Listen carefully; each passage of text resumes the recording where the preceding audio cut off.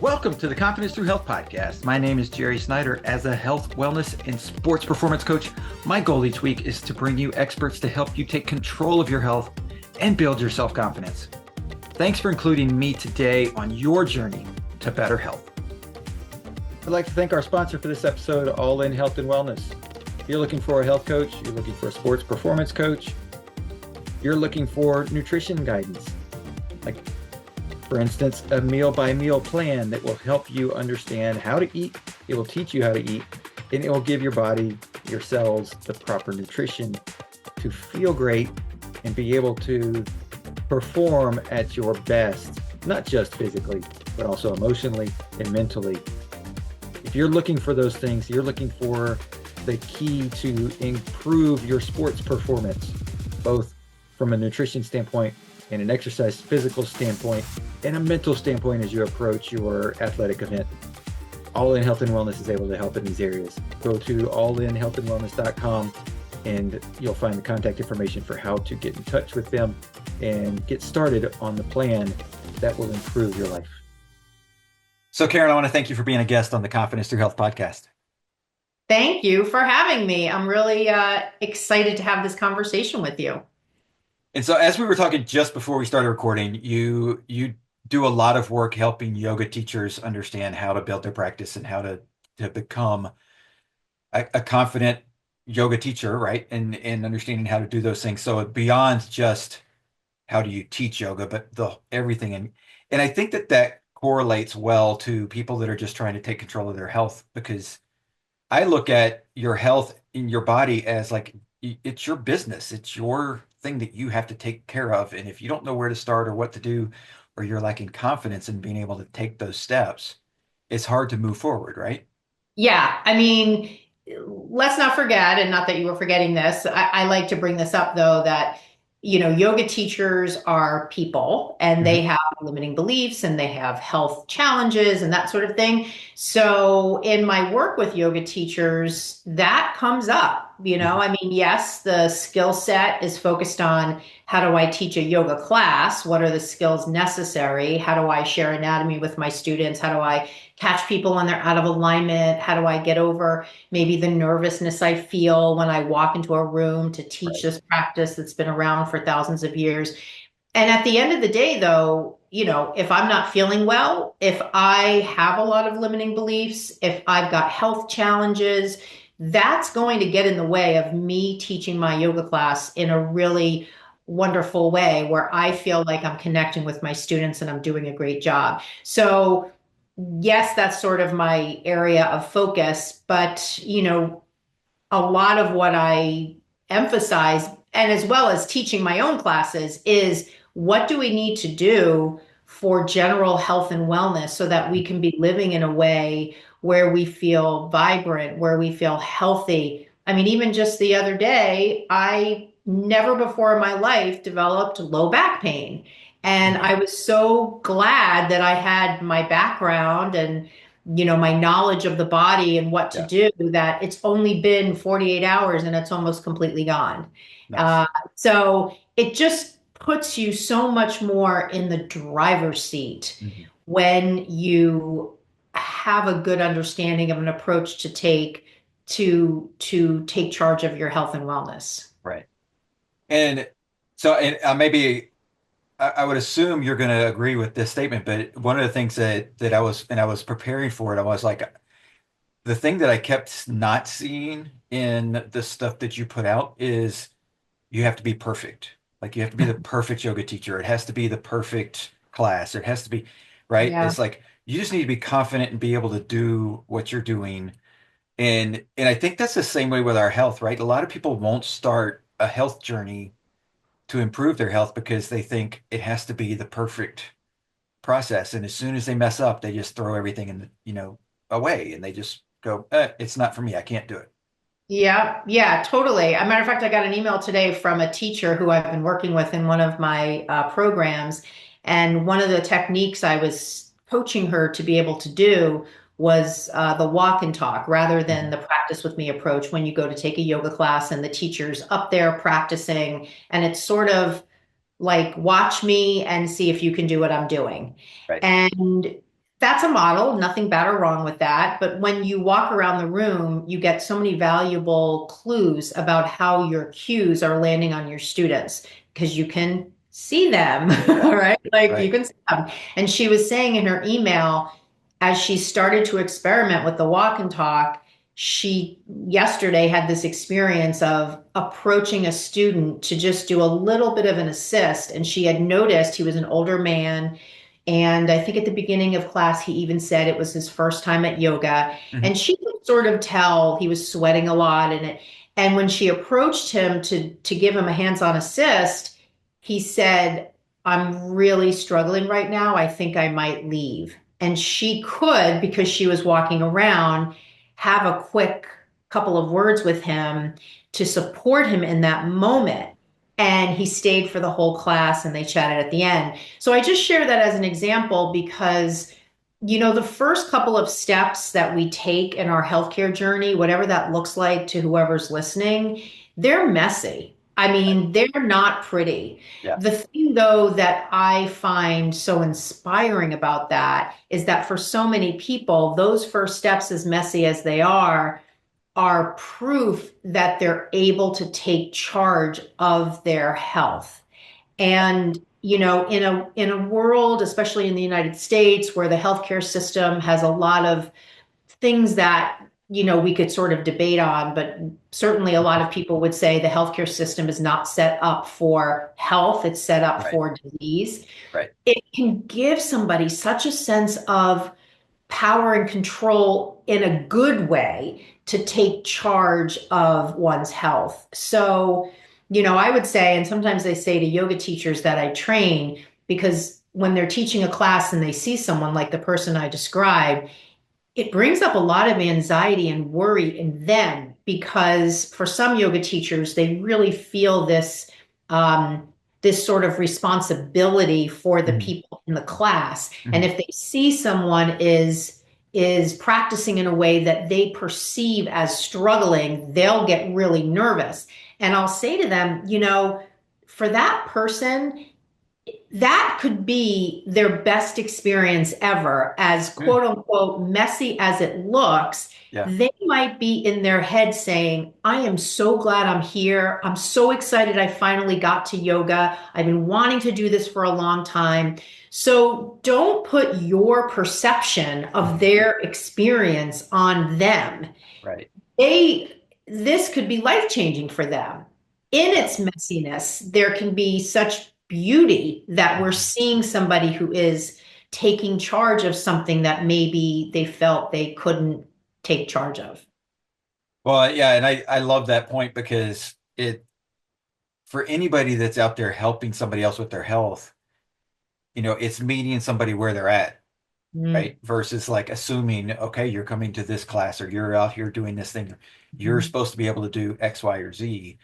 And then understanding, like you said, that sometimes it might look like the person is struggling and but they are in just euphoria because they're accomplishing something that they have never been able to accomplish. yes. And even when we look at just the sort of the body's reaction to exercise in general and Mhm. just the positive hormones that are released and that whole sort of endocrine response to really any kind of exercise, or even if you're just going for a walk and you're out in nature, the effect on the nervous system Mhm. of being in nature and being away from your phone and being away from TV and being out in nature. Those things create a physiological positive response. So even for the person who's in that Zumba class or in that weightlifting class or in the gym or in the yoga class looking like they're struggling, you can't stop your body from doing what it's going to do when you exercise. And I would be hard pressed to say that when you exercise, you can think yourself out of that and make it a negative Mhm. experience. I would say for most people, they probably feel really good after they exercise, Right. whether it's good from the hormones, good from the psychological effects of Mhm. feeling I'm doing something. I mean, most people feel good simply because they exercised, right? Right. And Yeah. whatever reason, we've developed sometimes resistance to doing it. Mhm. So yeah, I mean, there's just a lot of positive vibes you're getting from whatever you're doing. Yeah.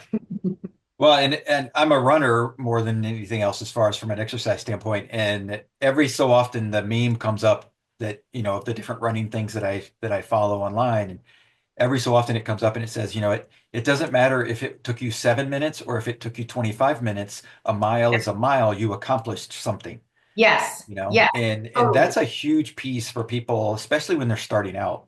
Like you Hmm. said, it's going to be messy. It's not going to look your stride's not going to look like the professionals, Right. and but it's getting you somewhere and it's making the steps and everybody's journey's different. Yes. Yes, totally. I mean, and I think about myself. I mean, I turned 60 last September, and in my life, I've run a couple of marathons, a couple of half marathons, countless road races. I identify as a runner, but Hmm. as I got older, running for me changed in terms of its place in my exercise regimen. Yeah. And it's not completely gone. It's just not front and center. Right. Actually, weightlifting right now for me is front and center. There's just so much research out about Yep. the benefits of weightlifting for women in menopause and Yep. just the effects of the decreasing estrogen in the body and the loss of lean muscle mass. So Hmm. I've sort of shifted my focus to more resistance training over more running. And that to me was a really hard shift to make because I identified as a runner. I mean, I live Right. in Boston. I mean, although I haven't run the Boston Marathon, I've run two marathons in Massachusetts, right Yeah. outside of Boston. And I live in a running town, and I've run with all the, pretty popular road, running clubs and that sort of thing. Right. And so it took a little bit for me to get used to replacing my running, not completely, but and I was looking at the research and I knew it was good for my health, but my identity was that I was a runner. Yeah. And I just bring that up because I think sometimes that identity piece can get in the way of us taking steps to Hmm. improve our health, especially if it's someone that identifies with it's hard for me to exercise, or I'm the Hmm. kind of person who can't meditate, or I'm Right. not flexible. Like whenever we say the I statements, that is like the big reveal. Like I'm revealing what I think about myself. Yeah. But that doesn't have to be fixed. If we have, I read this book called The Growth Mindset by Carol Dweck. And if we've got this growth mindset, we can shift our identity Hmm. and we can become, I mean, how many people start running when they're older? Hmm. Maybe Oh, they've yeah. had health problems and they probably think, I never thought I was a runner. And now I am a runner. So they've literally shifted identities. And same with yoga, same with anything. Yeah. Uh, there's a pretty famous study about women in Australia who were in their 80s, and they did a study about resistance training for this group. And I mean, imagine a woman never lifting a weight and Yeah. then in her 80s starting and actually having positive changes in lean muscle mass and thinking in your 80s, oh, now I'm taking on this new identity as someone Hmm. who lifts weights.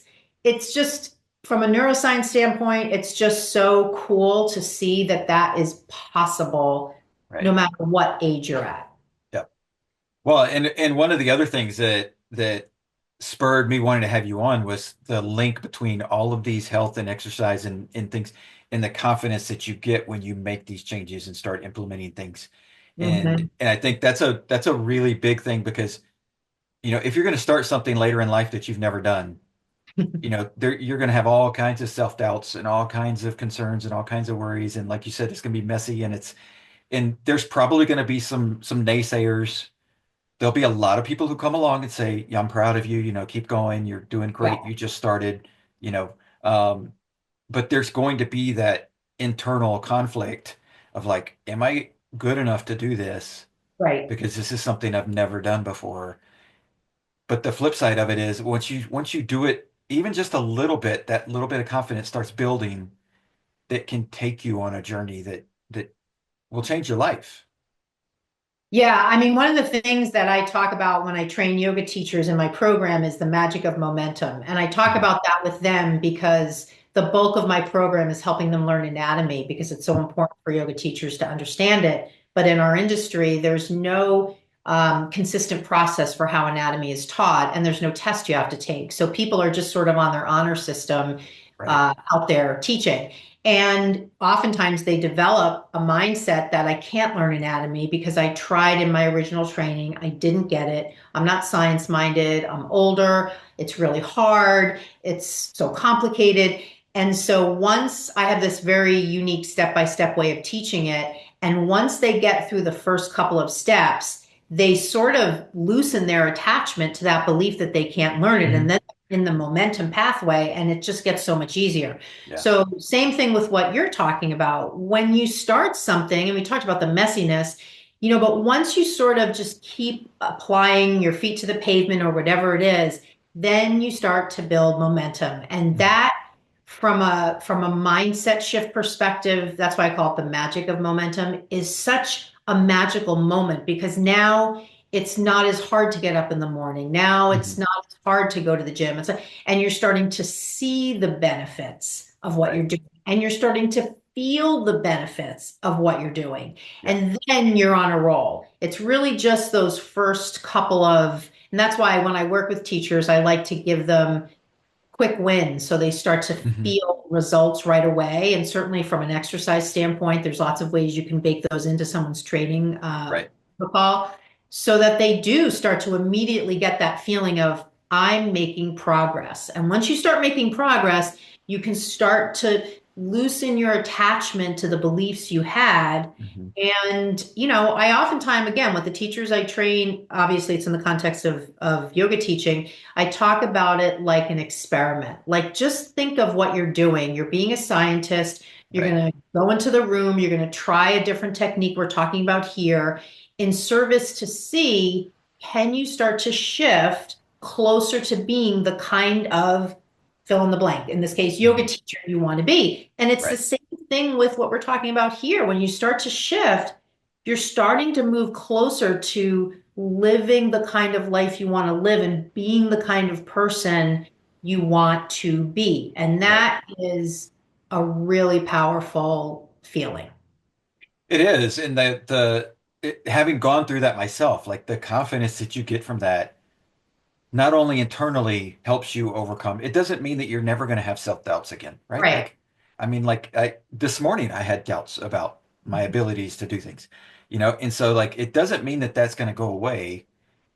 What it shows for me is that like, oh, I can get over that. Right. Like that's Right. going to pop up, but oh, I know exactly how to get over that. Yeah, it definitely builds, it's not so much a thicker skin, but it builds more resiliency to Mhm. bounce back. I think about it too.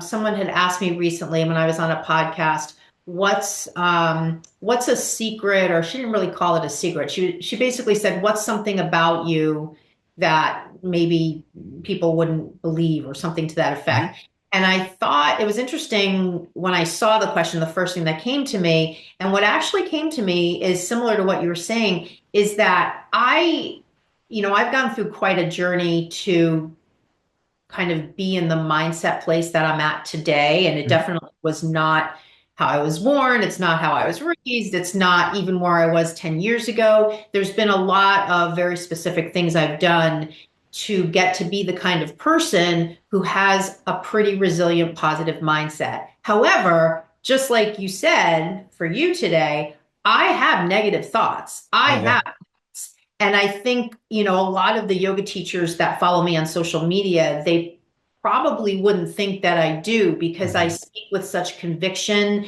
and I'm very results oriented and I'm very confident when I speak because I'm speaking about what I love, what I'm really passionate about. Right.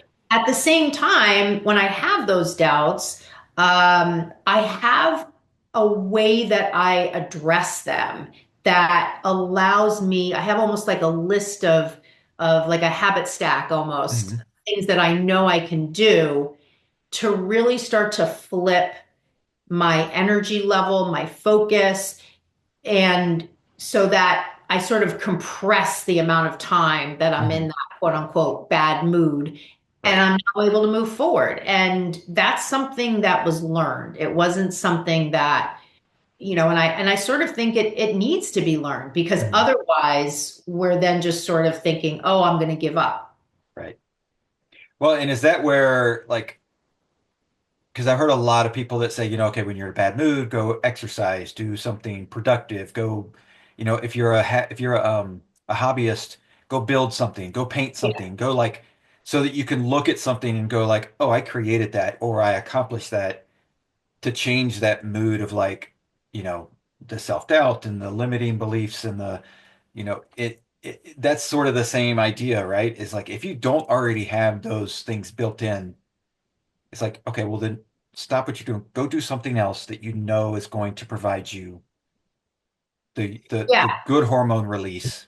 Yep, I definitely think, I mean, exercise is certainly at the top of the list for a Mhm. lot of the reasons we talked about. I think too, similar to what you're saying, for each person, if you have sort of a short list of things that you know are a win for you, like I'll give Mhm. you a really basic example. I live across the street from a grocery store, and I'm in the grocery store a lot. It's sort Yeah. of thing, I don't buy a lot of food. I just know I go there every day. It's just part of there's a Starbucks. I go to Starbucks in the morning. I get a cup of tea. Then I go to the grocery store. So I always have fresh stuff. Yeah. Whenever I go to the grocery store, if there's a mom with kids, I always talk to the kids. I'm like that crazy person that's always like, can I say hi to your baby, whatever? And Right. I do it. I mean, I've worked with kids as a yoga teacher for a long, long time. My mom was a preschool teacher. I've always loved kids, but I do it because it is a complete win-win for me, because usually I can engage the kid. The mom can now like not have to focus on, like, especially if they're crying, I'll be like, hey, Right. blah, blah, blah. And I just feel so good having engaged with a little kid. There's Hmm. just such warm energy coming from kids. So that's just a little thing that I look for, things in my day that will keep my energy high. And something Yeah. like that is just a easy thing to do. Right. In a more sort of protocol based way, yes to exercise. Yes to listening to podcasts, like here we are in a Hmm. podcast. Yes to Right. listening to podcasts that I know are, I'm going to learn something. I'm going to overcome something. I even have on my TikTok page, I save videos that are just high energy and Hmm. positive vibes. So I have a whole curated feed. So when Right. I go on TikTok, I make a choice. Am I going into the muck of whatever they're feeding me? Hmm. Or am I going into my curated feed, like giving myself positive vibes? Like this morning when I was at Starbucks, I spent a few minutes scrolling through my own TikTok feed, and it was all Rory McIlroy videos Oh from when yeah. he was in the Masters yesterday. And Yep. I was literally crying. Yeah. And I could tell the guy next to me was like, what's wrong? But I was crying with such inspiration, Yeah. because his win is just, it's just evidence that you can always find your dream. You just have Hmm. to stick with it. And I Hmm. was so inspired. And so instead of being defeated by watching the TikTok feed, I got inspired by watching my own TikTok feed. Right. So it's just, there's so many different things. It's just that you have to look for creating those habits Hmm. that will make you feel good. Right. One other thing I'll say about that, and this was something I learned when I worked with a neuroscience coach, which is a little bit of a story unto itself, but it was definitely a pivotal fork in the road for me in terms of shifting my brain chemistry and Hmm. my mindset to a much more positive approach, is the concept of reframing. So Hmm. taking something that's happening, and instead of making it, this is happening to me, like, God forbid, I got sick. Right. Um, instead of making it, it's happening to me. Okay, what can we do here? How can I shift into functional mode? How can I reframe this story so I'm not the victim in this story? I'm now at cause, Right. talking to my doctors, or, whatever I would be doing. Hmm. But there's lots of different small things that happen during the day, let's say I'm selling a new program for yoga teachers and I have a goal of I want to have 50 teachers enroll and I have 20 teachers enroll. Mhm. There's an opportunity for me. I can make it about me. I can fall into, negative thinking, or I Right. can say, okay, let's just look at the numbers objectively. Let's talk to the teachers who enrolled and find out what attracted them. Let's go back to the ones that didn't and Right. ask them, are they looking for something more? What are the, so it's just a way of, it's not putting on rose-colored glasses. It's more of like a cognitive approach Yep. to looking at something differently and in a way sort of disconnecting from the emotion Mhm. from it and just looking at it a little more objectively. Right. Well, and I think and it can definitely be difficult if you're starting out Mm-hmm. because it can be difficult to put yourself in that and Yeah. try and get those wins. But once you get a couple of them, then, and I like to say, if somebody's had a really tough day and they get Mm. home and they're just like, they know that they're supposed to eat, Yeah. this meal because it's healthier. They've already Yeah. bought everything, it's prepared. Yeah.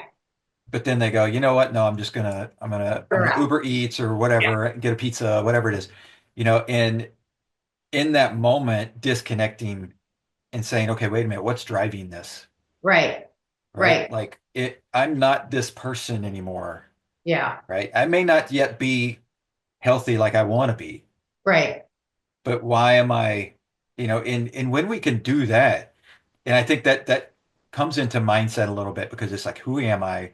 Why Mm. am I doing these things? How do I become this other person?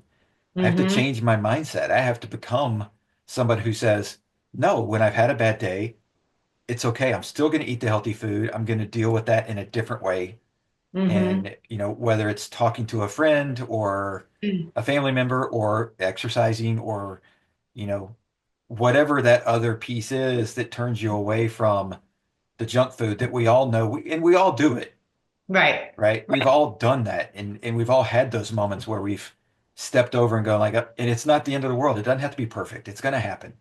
Right, right, exactly. No, I think the it's not the end of the world piece is absolutely true because we want, I mean, this is a kind of a yoga centered lesson. We want to have compassion for ourselves in those Hmm. moments when we do something that maybe is not in line with how we want to live our life. We can't beat ourselves up for it. We want to have compassion. I think the other thing we can take from yoga philosophy is the concept of mindfulness. And within mindfulness is just the whole kind of fundamental lesson of pausing over reacting. And Hmm.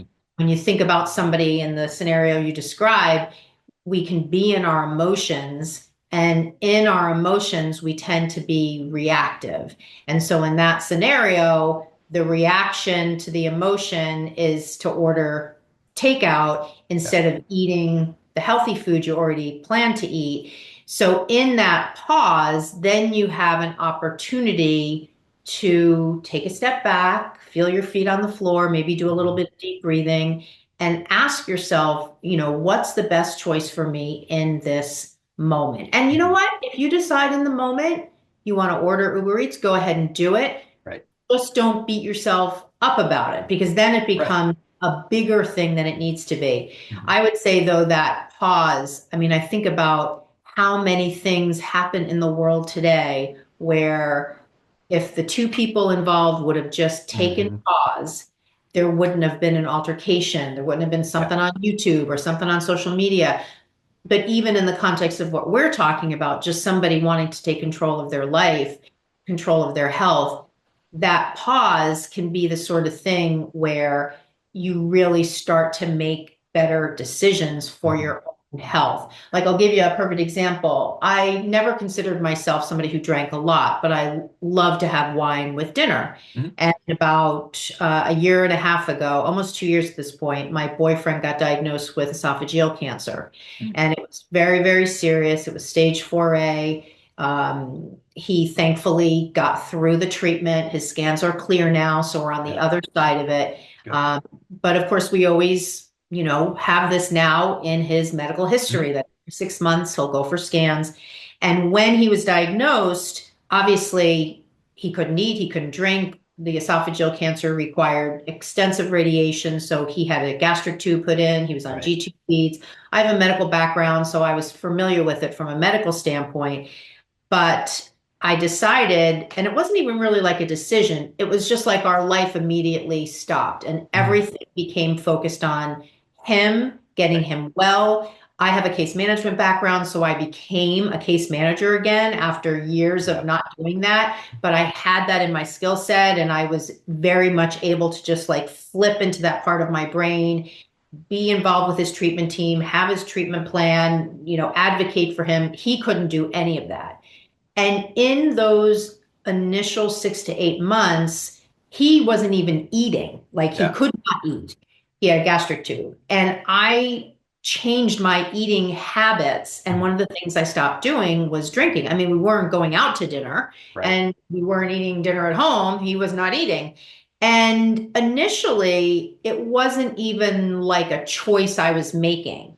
But then as he got better and then the G-tube came out and he started eating again, um, I realized, I don't really miss drinking and Right. I don't really want to drink anymore. And the Mhm. more I read about women in menopause and the effects of alcohol Mhm. on the endocrine system and the potential connection to breast cancer and other forms of cancer, plus all the things that have been documented about the effects of alcohol on the brain, I was Right. like, you know what? I don't think I need this anymore. Yeah. But every once in a while, when I go out to dinner, Mhm. there's that trigger of everybody's ordering wine. You know, what am I going to do? Like I'm starting to think in my head as the waiter's coming Right. around. And so I have to take that pause and ask myself, because part of me is like, oh, it's no big deal. I don't even Mhm. drink anymore. What's the big deal if I've won? I've made the choice, though, that Yeah. it's not of value to me. And so, in the moment of the person's coming around taking the orders, part of me is like, oh, I'll just go with the flow. And then Mhm. I always just say to myself, just take a deep breath, take a pause. Is it a choice you want? And believe me, when Ben and I went, after he had all clear scans, we went Mhm. to Paris. We drank wine in Paris. I Right. was not going to go to Paris and not have wine, right? Right. Yeah. And he hadn't had wine for a long, long time, right? So I did allow myself. But once we were home, I Yeah. didn't need to do it. So the point is, the pause, I still, in regards to alcohol, I still have that pause. Mhm. And it allows me to make the decision that's best for me rather than just being in the flow of what's happening. And that's Right. oftentimes like the scenario you describe, you're in the flow of what's happening. You've come home from a bad day at work. You're in that mental state. You're just in this flow of reacting. Mhm. And then all of a sudden you're sitting in front of crappy Chinese food. And if you Right. had just paused, you could be more in charge. And then again, if your choice is after the pause, I definitely want to order out, then do it. But at least you're doing it with a clear head. You're not in reaction. Right. Well, and so one of the things that came up to mind that I and this may be a little bit of a left turn, Hmm. um, but one of the things that I think a lot of people they just get into this and like, oh, it's just what I've done all my life. It's a habit. It's just, Hmm. and I'm too old to change. I'm Yeah. too old to make these changes. It's just the Yep. way, right? But one of the things that I also know in it, because I see it with when I talk to people who either through the podcast or through just knowing them around town and just when they have that major life health crisis, Absolutely. they can make every change possible. Right. And I go back to my grandfather who he smoked from probably when he was like 12 years old. Hmm. Of course, he grew up in the Depression, right? And like so it was but he smoked, I don't know, I mean, we would when I was young and we'd go to the store, cartons. Like Hmm. he'd buy cartons at a time, and after he passed and we cleaned up it, we found Oh, cigarette poor. boxes of cigarettes everywhere, stashed everywhere in his house. Mm-hmm. But first he had colon cancer, and when Mm. he did, the doctors were like, "Okay, you're going to have to go into the hospital for this long, and this is the situation, and you can't smoke in these da da da da." And so he had a choice. He was like, okay, I'm either going to do it before or I'm going to be forced to do it while I'm in the hospital. And he Hmm. said, nope, I'm going in. I know I'm going in. And so he cut it out before he ever went in. He's like, I'm making the choice at home. I'm doing it. Right. But I know he never would have stopped smoking if it Right. wasn't for that life happening health, like, and he did eventually die from complications of lung cancer. Um, but I see that with so many people that say, I can't make those things happen. I can't change my health. I can't do all that until now I'm forced to. And all Yep. of a sudden I have all the time in the world to research it and find out how to do it and to do it right. It's like if we make those steps ahead of time, we're in control. Like you said earlier, that's a huge piece from our confidence standpoint. It's like Yep. I'm in control of doing this. I accomplished something by making these changes. Yeah, I mean, I think part of the thing that I worry about, I mean, I can in large part because of what I do and I really love medical information. I started out thinking I wanted to be a physical therapist. I mean, I love the whole medical arena and everything about it. I spend 90% of my life steeped in medical research Hmm. and reading books and educating myself. And I find that, you know, so much information is out there, and Hmm. there's so many different ways for people to learn about the body and how to Right. live in a healthy way. And yet, what I find, even just in general conversation with people, if you're in a social situation or whatever, is that people still oftentimes don't have a lot of just basic information about what is helpful Hmm. beyond just eat healthy and exercise. Right. And yet on some level even that would be a good place to start. Hmm. But I think on top of that is also the whole piece of being really proactive with your medical checkups and Hmm. going to the doctor and doing all the things that people generally don't like to do, like colonoscopies and getting your teeth cleaned and getting Right. your density read and going to the OBGYN if you're a woman and going to a cardiologist maybe, or at least getting an annual physical, like all Hmm. those things, getting blood work and really doing it in a way where you are taking charge. You're Hmm. not deferring to the medical professional. Like, honestly, half the blood work I get is because I ask for it, not because Right. she asks for it. And Right. I ask for it because I educate myself on what are important Hmm. metrics for me to track. So I Right. think one of the kind of harsh realities of our system is that if you're not advocating for your own health, Hmm.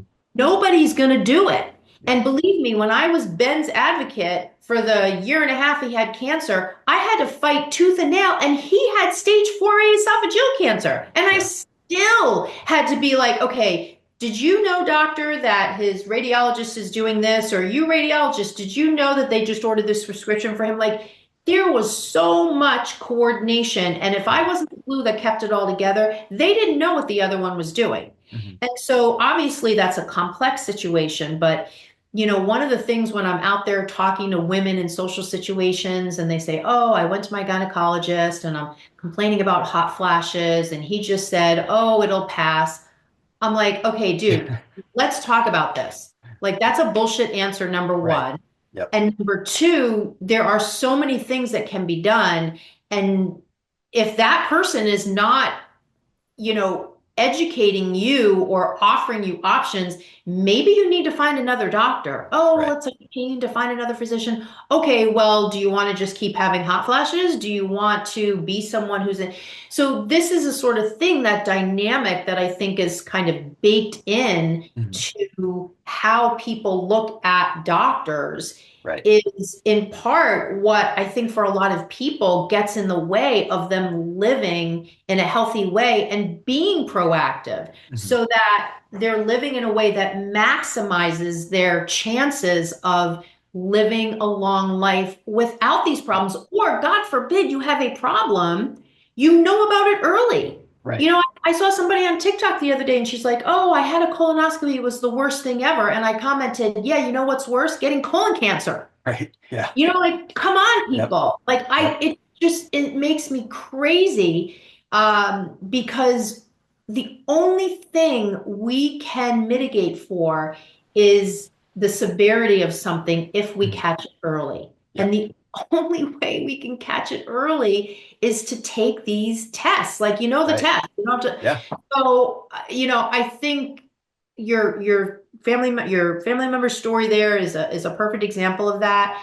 I think some of it too, depends on the age of the person and how Oh, they were sure. raised and the belief Yep. system they have. There's a lot of beliefs tied up in medicine and Yep. that sort of thing. I remember Ben's parents have passed away, but I remember one time when I went to get just my annual mammogram and I mentioned to his mother, she said, "Oh, I never bother to get those things. What's the Oh, point?" And I'm wow. like, "Okay, so the point is you find out if maybe you Hmm. have breast cancer," like that. Right. But again, some people don't Yeah. have a belief system that's in sync with that. So Right. it's just in a world where you can't sometimes control what happens, Hmm. you can potentially positively impact, even if you, God forbid, get sick, if Yeah. you catch it early. Right. Well, and I think that's, people ask me why I go to the doctor and get my annual checkup, and I just got it done last month. And because they're like, you eat super healthy, you exercise all the time, you Yeah, look great. Like, why do you do these yeah, things? And I'm like, yeah, but I can't see what's going on inside. right, Like, I have a pretty good idea based on right, what I'm trying to do that I should be looking like this inside, but there's right, no guarantees. right, right. And there's so much stuff that we're exposed to. Yeah, And and like you said, the research that comes out and you're like learning more things, you're like, oh my gosh, wait a minute. Was I exposed to this? right, Was and and it's not just that like, okay, maybe I had some mercury early on in life because, or whatever toxin because you lived in this area of the country. And right, so as research comes out but it's like the compounding of different things right, that can also be a problem. And you don't right. know that stuff until you see like, oh, how is my body reacting to my life, my lifestyle? And it like you said, and I totally agree that like catching it early, and I know people that are like, I don't go to the doctor because I don't want to know what's wrong. I'm like, oh my gosh, like that's totally the wrong mindset to come into this with. Like, I absolutely want to know what's wrong Yeah, because yeah, is it going to change my life? Probably, yeah. but I'm still going to have a life.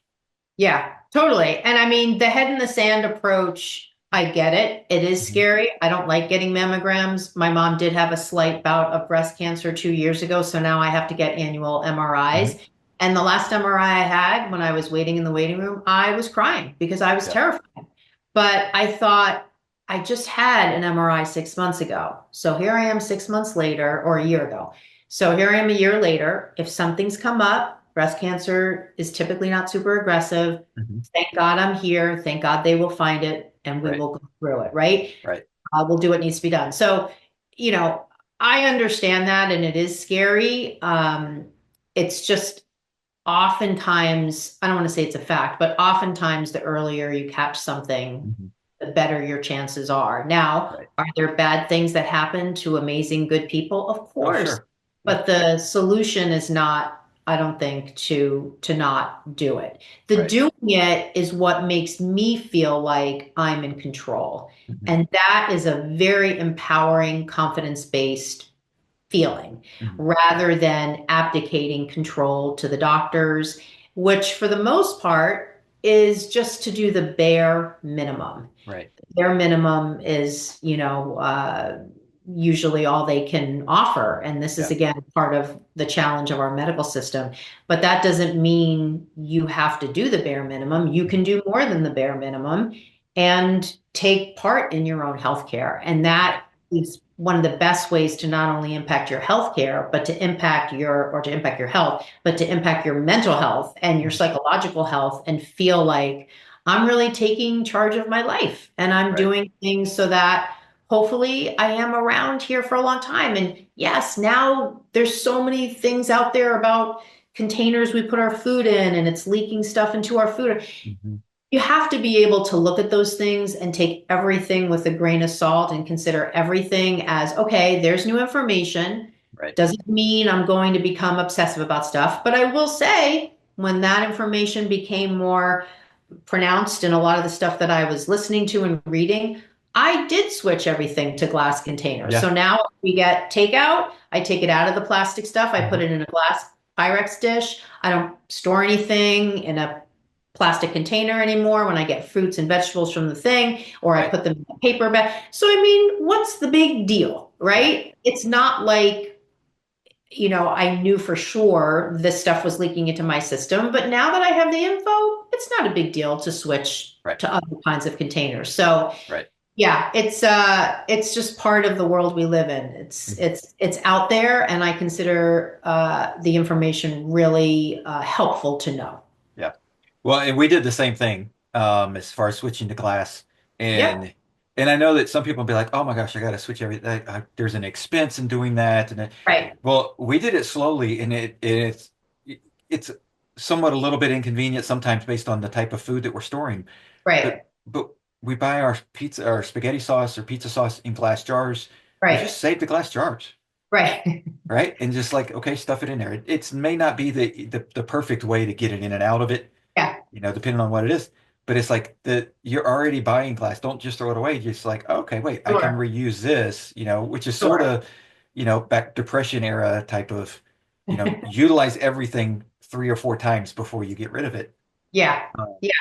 No, totally. And this is part of, I think, changing an identity. I mean, as mhm, even those examples, you become the kind of person who, handles leftovers differently. And mhm, maybe you would have thought, oh, years ago, I would have never done this. But this is just in the small ways that we start to change the kind of mhm, person we are. And when people talk about healthy lifestyle, right, versus like dieting mhm. or doing a cleanse or like those Right, aren't lifestyle. right. Those are one-time things that we do. When I'm on a diet, like Mhm. I don't even know, do people even go on diets anymore? Maybe, Yeah. but really what we want is I think we want to make lifestyle changes because those are sustainable because they're made at the level of identity. Like the Mhm. change I've made with alcohol is a lifestyle change. It's Right, not a dry January thing. right. And I'm not saying everybody should do that, do what you want, but whatever it is, glass containers, alcohol, eating healthy, exercising, I think for me, the habit that I just am having such a hard time breaking is the looking at my phone when I first wake up. Oh Like, yeah. hmm is like the last, not the last, but that is the thing that I really am working to let go of, that Right, need to get up in the morning, first thing, check my email, check the right. news, make sure, whatever's going on, I'm aware of. And I really want to be the kind of person who can wake up and not look at my phone for maybe the first hour of my day. Matter Right. of fact, when I was watching the Masters yesterday, of course, they don't allow phones Yeah. at Right. Augusta. And I remember when Rory McIlroy did the ceremony at the very end, he was mentioning how different it was to have everybody watching without their phones. Yeah. Because now every time you watch golf on TV, everybody around the golfers has their Yep. phones out.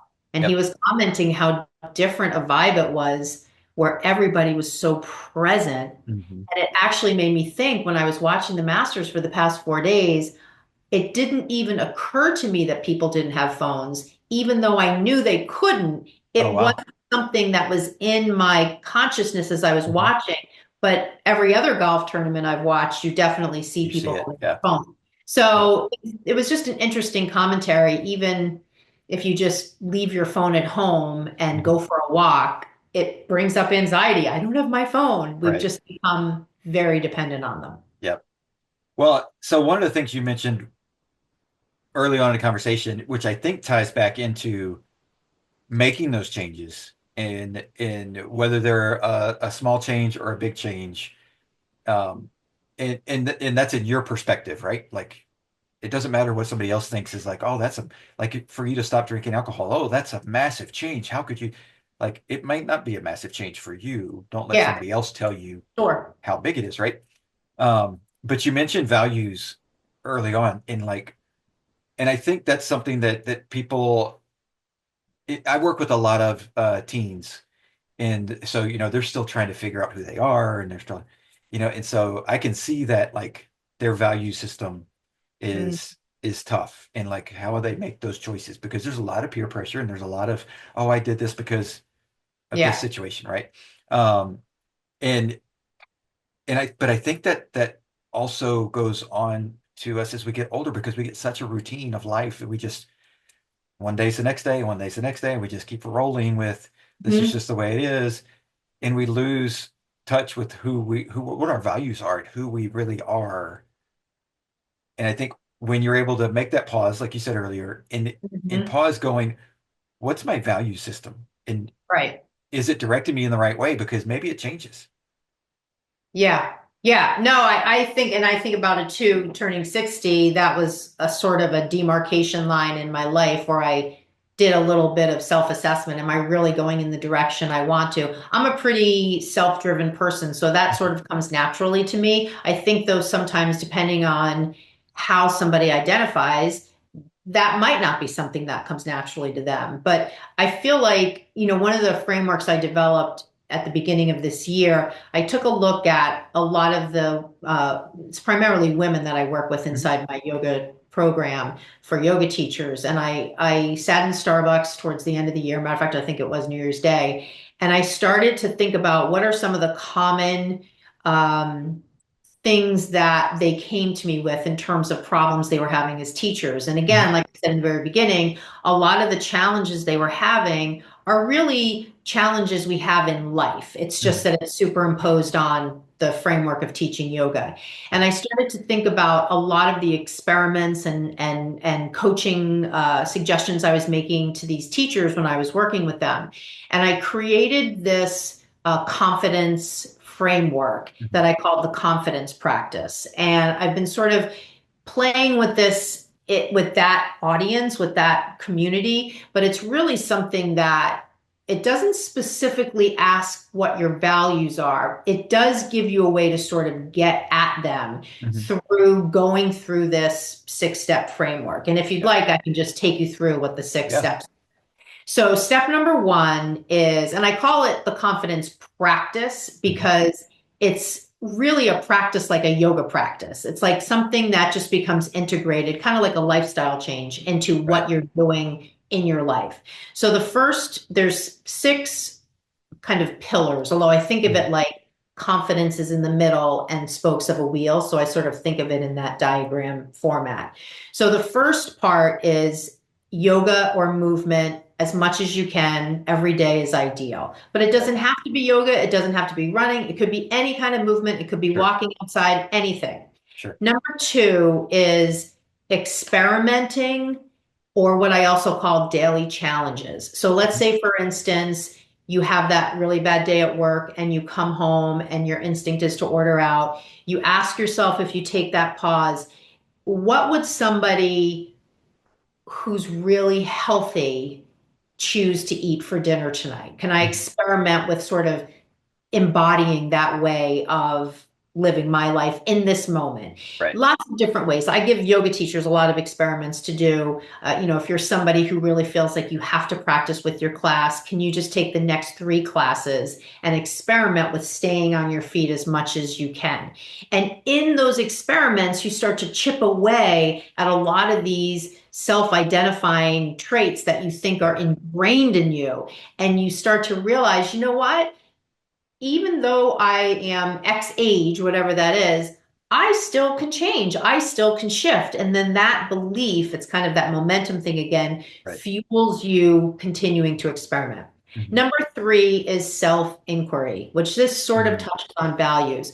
Right. Self inquiry being, being the kind of person who is aware of what you're doing and asks yourself questions like, am I on the right track? Even think about it in the context of intuition, listening to your intuition. Sometimes Right. people identify as being really intuitive, like Mhm. following my gut, knowing in Yeah. my gut that's not a good choice for me, or whatever, that sort of thing. So making self-inquiry part of your day, part of your awareness. Right. Number four is meditation. And I Mhm. know people are going to say, I can't meditate. So don't call it that. Just go for a walk in nature. Right. Sit in a really comfortable chair in your house and just close your eyes and take 5 deep breaths.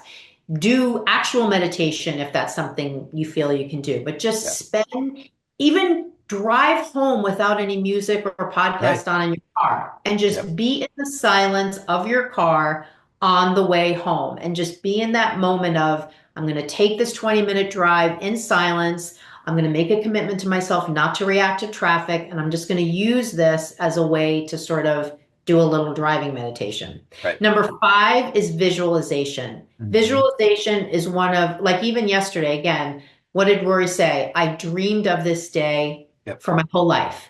Every athlete has that statement when Oh they yeah. reach the goal. They saw it before. So, what do you see in your life that you want to do or that you want more of, or a direction you want to go in that you're not in now? Making that visualization part Right. of your day, at least every couple days, at least a week.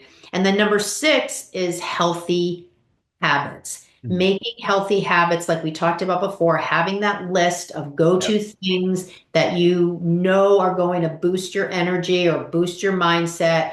Um, Making those healthy habits, just identify them and just make them more and more part of your day, just like Yeah. with your glass jars. And Yep. then pretty soon you realize I don't even need to think about these habits anymore. They've Right. just become part of who I am. And Yeah. then now you've shifted your identity, which is a really empowering way to be. So Yep. that's the confidence practice. And I will just say, I'll send you the link because I have a 5-day confidence challenge that people Oh, can do. cool. And Yeah. it's 5 days. Every day is a different approach to sort of experimenting with different ways to boost your confidence. And Mhm. it's a really fun sort of self-guided exercise you could do. So I'll send you the link, Awesome. and your listeners, if they want to do it, they can just download it. Yeah, that's awesome. And I love all those, like, and it's none of those as you're going through them, like none of them seem like it's like, oh my gosh, that's impossible. I can't do that. That's going to take too long. That's, it's like, oh, okay, wait a minute. That's right. Yeah, They're cool. they're they're bite sized. They're practical. Yeah. Like and it's something that that when you were talking about the habit and creating it, it's like I think it's like, okay, hopefully we all started the habit of brushing our teeth at some point in our life, right? And some of us moved on to creating the habit of flossing our teeth, right? And Yeah. like without getting into obviously all the health reasons for doing that stuff, the vast majority of us, if we forget to, for whatever reason, we oversleep and we have to rush out the house and we're like, oh my gosh, I was it was so chaotic. I forgot all my routine. I didn't brush my teeth. What in the world? Like, and you notice it, you feel it, and you're like, oh, Yeah. okay, that's not, Yeah. but you feel like you're off. You feel like you're a different person, Mm-hmm. right? Yeah. And so it's like it's taking those little bitty things and just making them, and you will become a different person.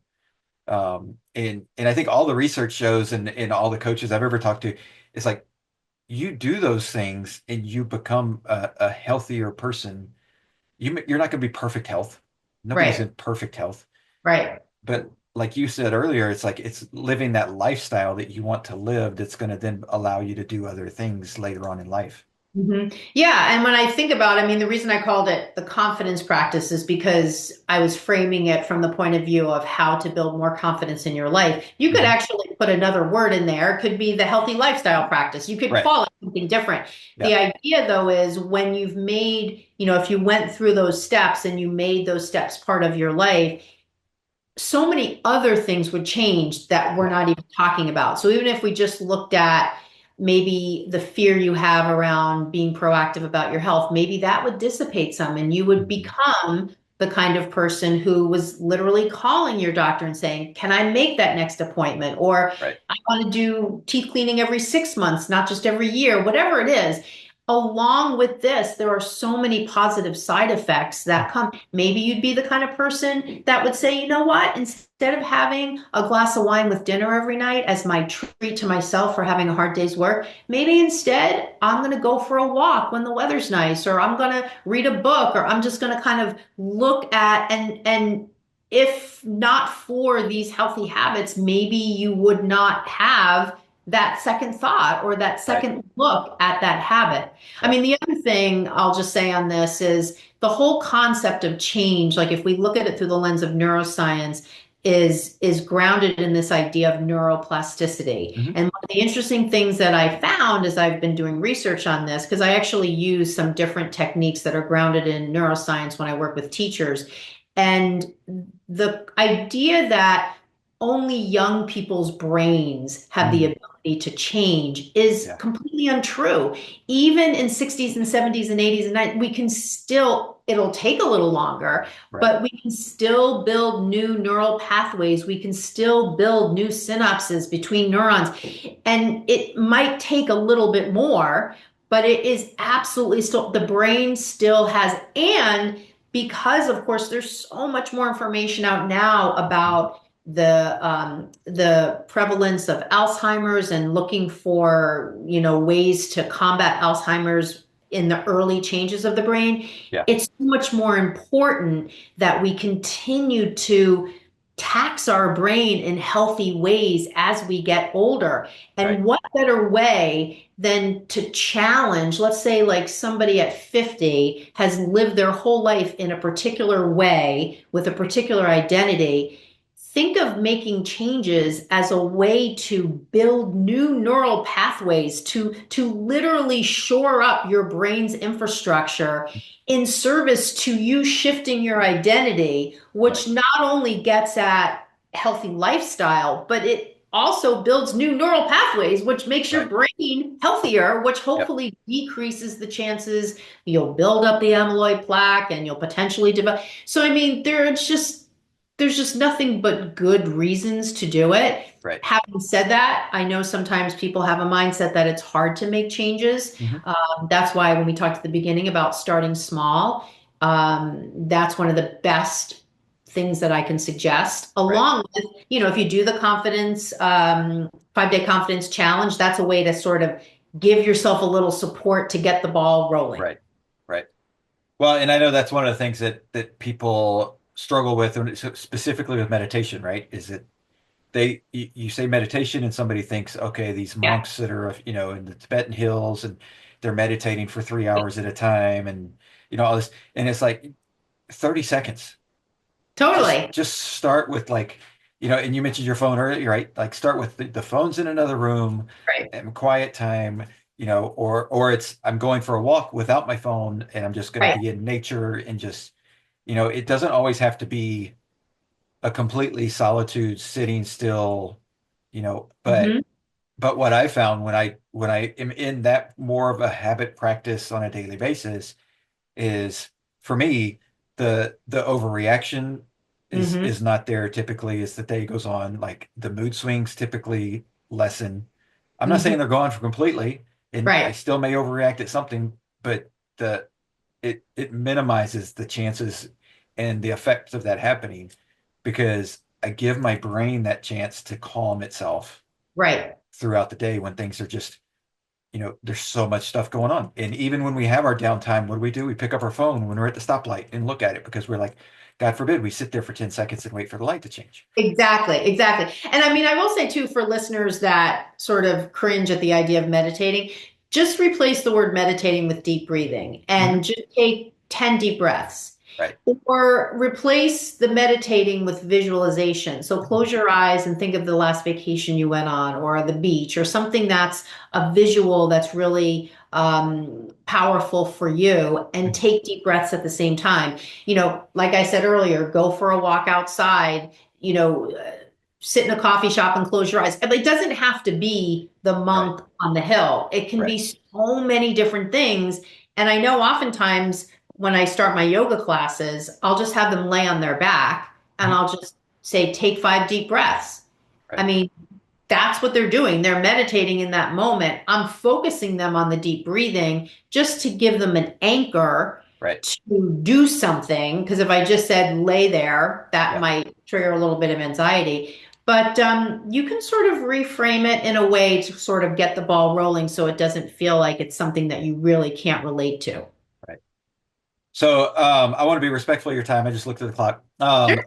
How can people connect with you, follow what you're doing? I know that you've written a couple of ebooks. Like, Yep. how can they get more information from you?